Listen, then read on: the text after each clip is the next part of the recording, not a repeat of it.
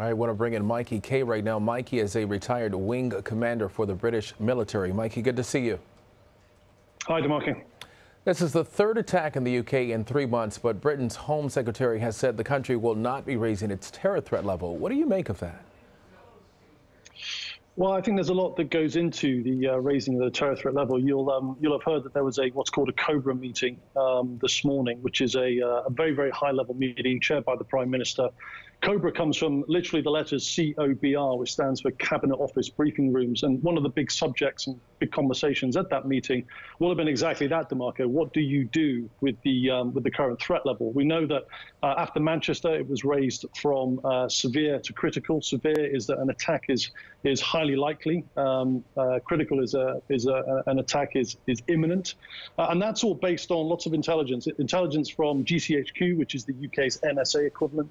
It's based on intelligence from MI5, which is the domestic intelligence agency, and MI6, which is the foreign intelligence agency, that all work for the UK. That then goes through a process of analysis through what's called the JTAC, the Joint Terrorism Analyst Centre.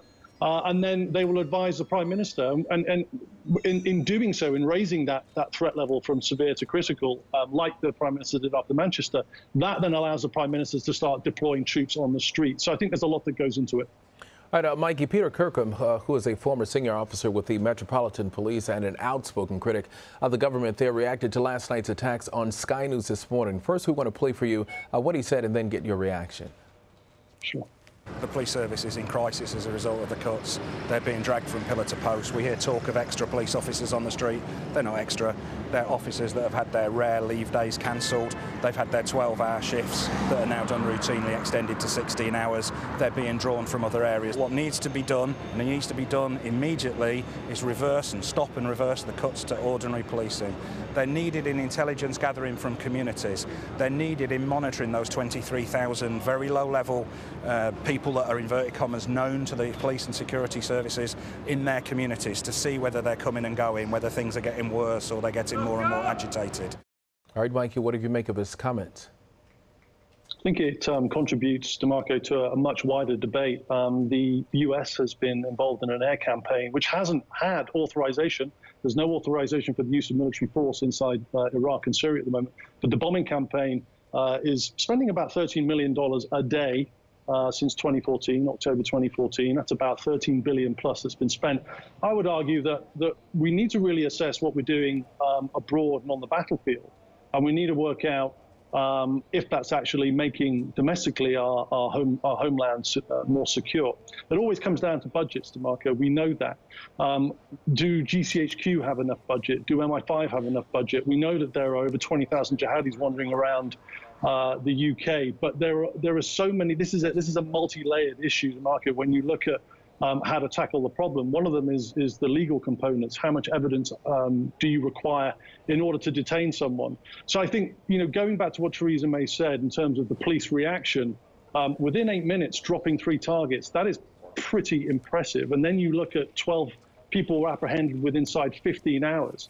So these people were obviously being monitored. They were obviously on systems. They were obviously known. So it was just a case of identifying who the 3 assailants were and then putting them into what's called, when I was out inside Baghdad, DeMarco, hunting al-Qaeda, we use what's called these spider networks, where you have faces to capabilities inside terrorist organizations and groups. And, I think what will have happened is they will have identified who these 3 were, maybe been tracking them already, looked at them with inside a broader spider network, and then sort of gone after the people that they thought were associated with the 3 assailants from last night. And I think that's how they managed to get them quite quickly. But it's only given the scenario and the circumstances that happened last night that allowed them to then go after and detain various people suspected of doing more further harm. So I think the legal component is a very serious component.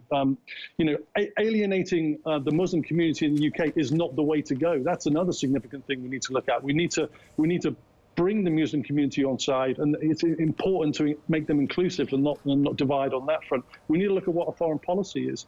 We need to look at what happens after Raqqa and Mosul. If you look at Libya at the moment and Sirte, Islamic State have been driven out Sirte. They're about to be driven out of Mosul, and there's a big operation going on to start in Raqqa. But I think Libya is a great example of what happens next with Islamic State and their ability to be able to launch these kind of attacks, or at least infect people and radicalize people to launch these kind of attacks. And I think that's where we need to be looking next. We need to be smart. We don't need pithy sound bites on Twitter to say that we need to do better or we need political correctness. We actually need to do what Theresa May has done, and we need to sort of articulate where we need to get better. Theresa May has said this is an ideology, and you can't put a bomb on an ideology. And she said you cannot defeat this with military capability alone. That's super important. The other super important thing is cyberspace, social media. What Islamic State has managed to do here, DeMarco, is it's managed to weaponize social media to a point that we just can't control or contain that. We need to get better in the cyberspace component. We need to give more budget. Going back to the gentleman who was just commenting upon the police numbers and the budgets there, I mean, I personally believe that policing is important. Bobbies on the street are important. We know that one of the first to react to the assailants last night literally had a baton in his hand, and that was it. You know, I mean, it's getting in their faces. It's letting the assailants, it's letting the Islamic State, it's letting potential terrorists know that there are people out there ready to go after these people as soon as they know that something's wrong. And I think it's a holistic approach. It's a multi-layered approach. It's an onion that we need to peel back carefully. And the last thing I say, DeMarco, which is hugely important, is we didn't get to this situation overnight. There is no silver bullet. We have to go back 10 years, 20 years. We have to go back to Sykes-Picot. And people have to apply some real thought into how we got to this position, because it doesn't happen overnight. All right, Mike, I want to get your take on some of the other details that are coming into our newsroom. We actually just got some pictures for you.